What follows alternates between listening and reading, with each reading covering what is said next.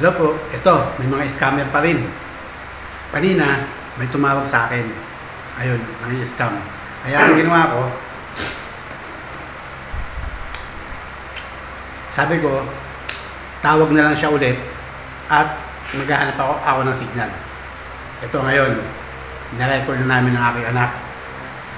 Panoorin nyo kung paano natin i-scamin o pahihirapan niyang scammer na yan.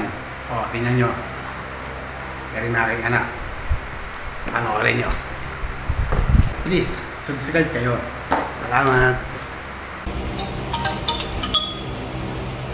Hello? Yes, sir. Magandang araw po ito. Sir, nagkaroon po kami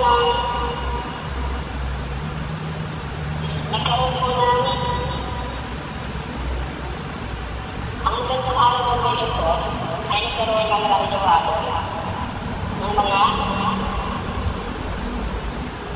SIM card number. At isa po kayo sa maswerte na bunot. Nanalo po kayo ng halagang 100,000 pesos. Oh, wow. Ano po ang pangalan nila, sir? Muhammad Beta Singh. I don't understand what you are saying. Can you speak English? Muhammad. Yes, sir. Good evening, Sir Muhammad. Sir. Okay, sir. I will explain to you, sir. I hope you understand. Sir, Sir Muhammad, you are winner of money, 100,000. Oh, thank you, Lord. Yes, sir. Yes, sir. Sir, where are you living? I live in Tanay Rizal. Yes, sir. Sir, I will explain to you how you get the money. Yes, yes. You understand me, sir, Muhammad? Yes, yes. Okay, go on. Sir, sir. Okay, sir. Sir, you are winner of big amount of 100,000 pesos grand prize.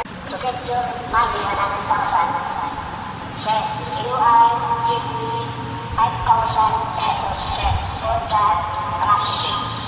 Why do I need to give you money? I've won 100,000 and yet you can deduct the processing or tax and then give me the money. You, sir, you listen carefully, sir. I hope you understand me, sir. Sir, you give me 5,000 and I give you 100,000. Good. You understand me, sir? Yes, I understand. You are scammer. Hey, I got a scammer. Don't forget to hit that like button and subscribe to our channel, and don't forget to hit that notification bell. Subscribe na. Salamat. Bye.